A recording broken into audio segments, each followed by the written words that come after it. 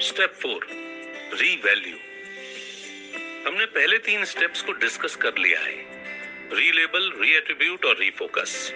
अब हम चौथे और आखिरी स्टेप रीवैल्यू को डिस्कस करेंगे।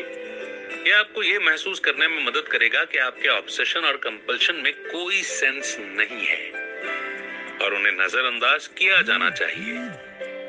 असल में आप अपने ओसीडी की अहमियत को बेवकूफी भरा थॉट या इच्छा की तरह कम कर देते हैं। ओसीडी वाले लोगों को खुद से अपने ख्यालों को गहरे मतलब के बिना झूठे मैसेज के रूप में रीवैल्यू करना चाहिए, वरना वो लोग निराश हो जाएंगे। उन्हें याद रखना चाहिए कि उनके न चाहते हुए भी ख्याल आते हैं। ओसीडी वाले लोग सेल्फ डायरेक्टेड थेरेपी में 4 स्टेप्स को प्रैक्टिस कर सकते हैं। इन स्टेप्स को मास्टर कर लेने से एक ताकतवर माइंड डेवलप करने में मदद मिलती है। आखिरकार नतीजा ये होता है कि आपके माइंड के काम करने के तरीके को बदलकर आपकी जिंदगी पर कंट्रोल पाया जा सकता है। रीवैल्यू के अंदर 2 और स्टेप्स हैं, एंटिसिपेशन यानी कि उम्मीद करना और एक्सेप्टेंस यानी कि एक्सेप्ट करना। सबसे पहले आपको यह अंदाजा लगाना होगा कि आपके ऑब्सेसिव थॉट्स अक्सर दिन के दौरान आते हैं। ओसीडी वाले लोग अक्सर परेशान रहते हैं क्योंकि वे अपने माइंड को कंट्रोल नहीं कर पाते। इसलिए जब आपको अपनी ओसीडी का अंदाजा पहले से ही होता है तो आप इसे आसानी से रीलेबल कर सकते हैं और किसी दूसरे थॉट या व्यवहार पर रीफोकस कर सकते हैं। जब आप ऐसा करते हैं तो अगला स्टेप एक्सेप्टेंस अपने आप आ सकता है। आप ये मान सकते हैं कि इस प्रॉब्लम का इलाज हो सकता है क्योंकि आपकी ओसीडी एक मेडिकल कंडीशन है। जॉश को एक ओसीडी था जिसमें वो पेपर क्लिप और कार के हुक को लेकर ऑब्सेस्ड था। उसे डर रहता कि वो अपने कलीग्स के कॉफी के कप में पेपर क्लिप्स डाल देगा। जॉश को इस बात की भी चिंता थी कि वो कार के हुड को ढीला कर देगा जिससे वे हाईवे पर निकलकर गिर जाएंगे।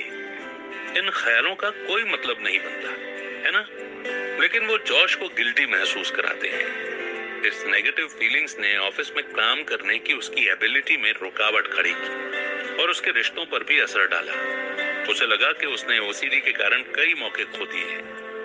जरा सोचिए कि आपने सभी कंपल्शंस को पूरा करने में कितना समय लगा दिया होगा, जैसे दिन में 10 बार नहाना, 6 घंटे अपने घर की सफाई करना और रोजाना 30 बार हाथ धोना। आप इन लंबे बर्बाद किए हुए घंटों का इस्तेमाल किसी काम की चीज के लिए कर सकते थे। मान लीजिए कि आप अपने ओसीडी के बारे में सोचने के अलावा कुछ यूजफुल करते हैं।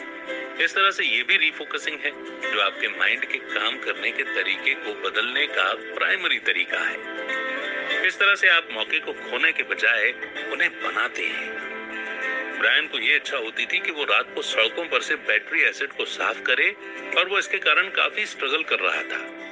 वो रात को 1:30 बजे सड़कों पर सफाई करता था और थक कर घर वापस जाता था।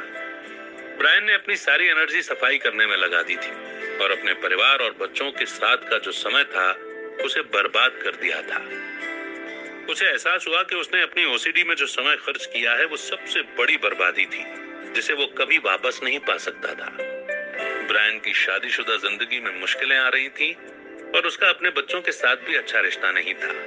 थेरेपी के लिए जाने के बाद वो अपने ओसीडी से डील करने में सफल हुआ। आपको रीवैल्यू करते हुए ओसीडी के वैल्यू को कम करना है और बिहेवियरल थेरेपी की वैल्यू को बढ़ाना है। साथ ही हो सकता है कि आप अपने द्वारा की गई थोड़ी सी प्रोग्रेस को अनदेखा कर दें, इसलिए आपको उन्हें रीवैल्यू करना होगा। 15 मिनट के रूटीन का इस्तेमाल करने और अपने रिस्पॉन्स में देरी करने से आपको ओसीडी को रीवैल्यू करने में मदद मिल सकती है और आप अपनी एनर्जी को किसी दूसरी एक्टिविटी पर फोकस करके इससे बच सकते हैं।